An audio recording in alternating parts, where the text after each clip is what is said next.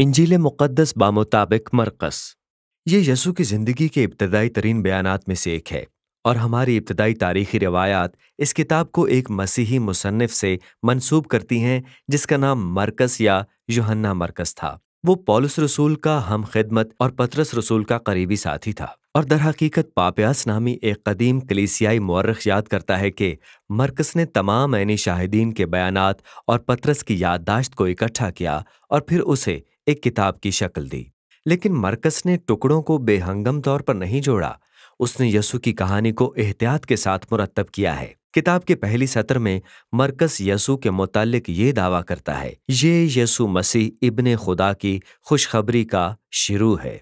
अब दिलचस्प बात यह है कि सिर्फ यही वो वक्त है जब मरकस आपको बताने जा रहा है कि वो क्या सोचता है। किताब के बाकी हिस्से में वो यसू के कामों और बातों को आपके सामने रखकर और उसके बारे में लोगों के रद्द-ए-अमल को जाहिर करके आपको मुतासिर करने वाला है। मरकस ने यसू की कहानी को 3 एक्ट के ड्रामे के तौर पर तश्कील दिया है। पहला एक्ट गलील में है, तीसरा यरूशलेम में और दूसरा एक्ट यसू को एक जगह से दूसरी जगह जाते रास्ते में दिखाता है। और हर एक एक्ट बार बार एक ही मौजू पर मरकूज है। एक्ट नंबर 1 में हर कोई यसू से हैरान है और लोग सोच रहे हैं कि ये यसू कौन है।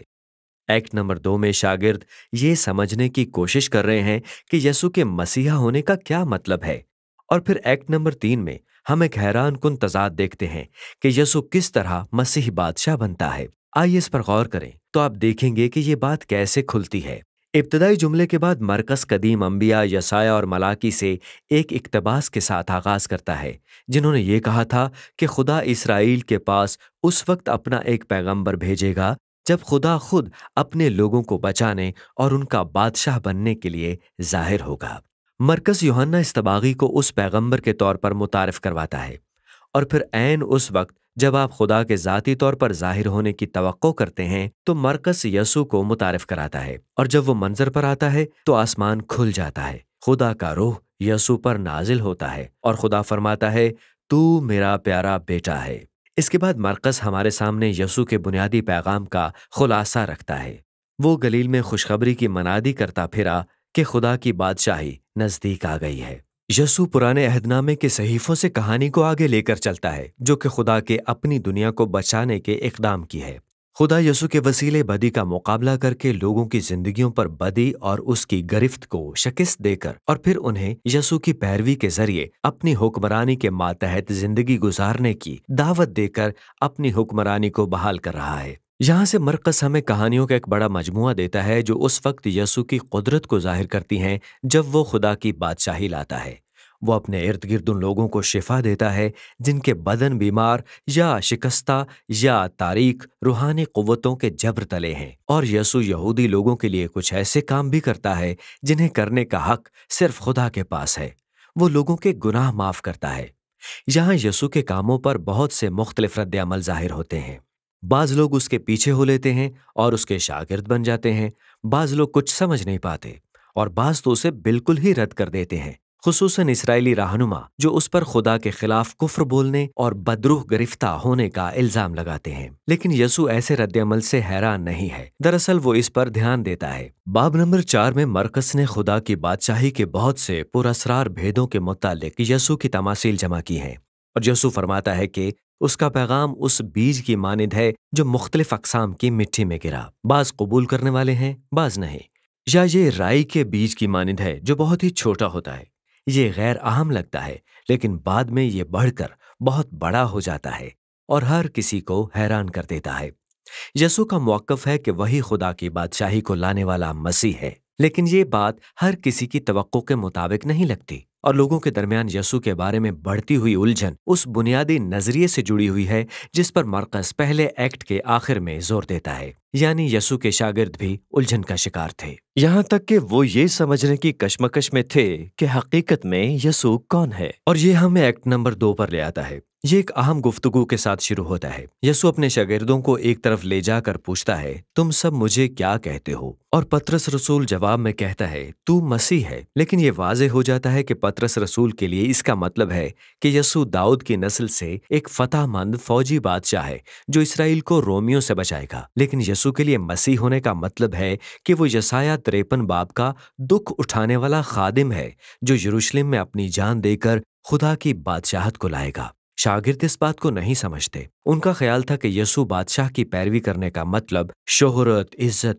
और अहमियत हासिल करने का जरिया है। लेकिन यसू वाज़ेह कर देता है कि उसके पीछे चलना दर हकीकत मरने जैसा है, अपनी सलीब उठाने जैसा है। इसका मतलब है जब्र और गुरूर और खुद गर्जी को तर्क करना और खिदमत और मोहब्बत के अमल में दूसरों के लिए अपनी जान देना। वो मजीद 2 दफा उनके साथ ऐसी ही गुफ्तगू करता है। इसका खुलासा यसू के अहम बयान में मिलता है कि इब्ने आदम इसलिए नहीं आया कि खिदमत ले, बल्कि इसलिए कि खिदमत करे और अपनी जान बुतेरों के बदले फिदिया में दे। शागिर्द अब भी इस बात को नहीं समझ पाते। वो उलझन और खौफ में रद्द-ए-अमल जाहिर करते हैं।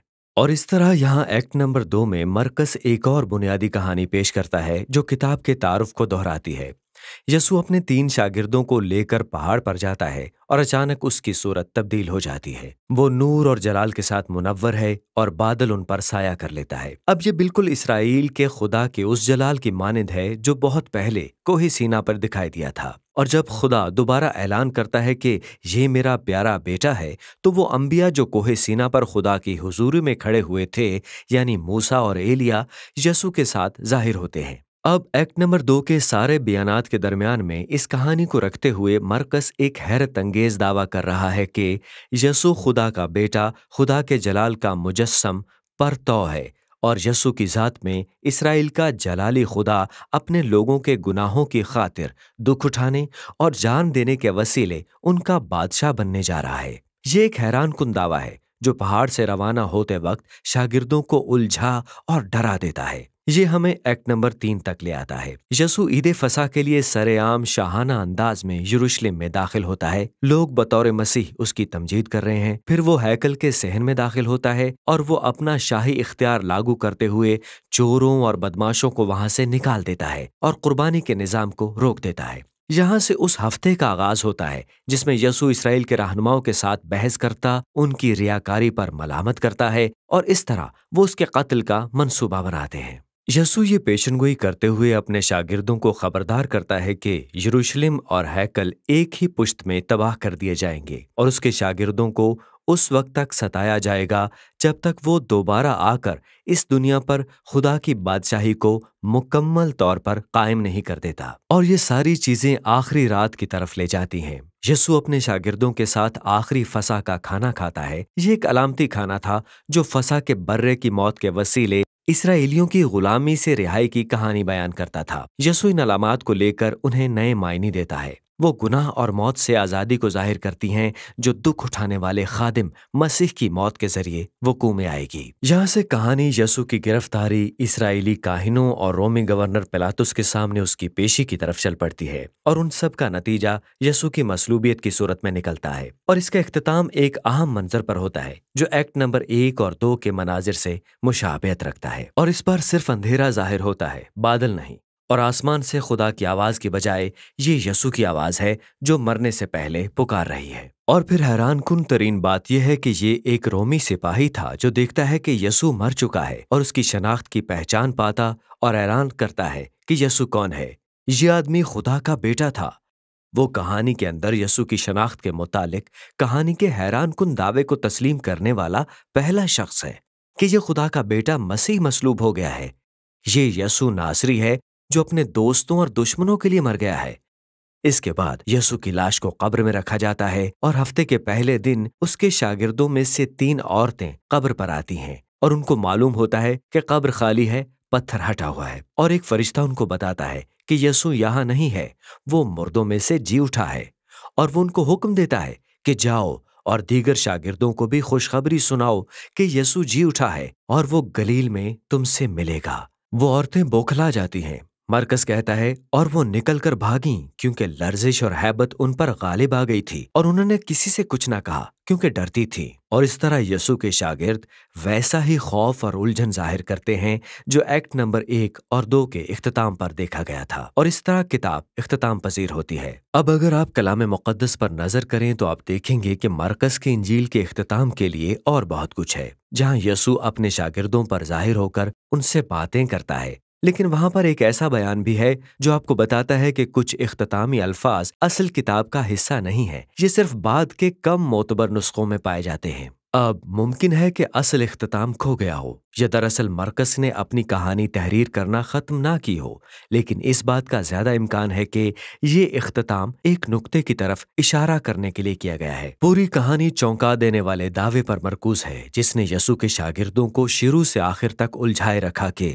दुख उठाने वाला, मसलूब होने वाला और जी उठा हुआ यसू ही खुदा का बेटा मसीह है, और ये कि जब यसू दुनिया के गुनाहों की खातिर मुआ तो खुदा की अनोखी बादशाहत जाहिर हुई। और यूं ये कहानी बाज़ाब्ता इख्तितामिये के बगैर खत्म हो जाती है, और ये आप पढ़ने वालों को मजबूर करती है कि आप यसू के बारे में इस निहायत अजीबो गरीब दावे को समझें। क्या आप भी शागिर्दों की तरह उसे छोड़कर भाग जाएंगे, या फिर आप यसू को अपने बादशाह के तौर पर कबूल करके उसकी खुशखबरी को सुनाने जा रहे हैं? सिर्फ आप ही इस सवाल का जवाब दे सकते हैं, और मरकस की इंजील इन्हीं सब बातों के मुताल्लिक है।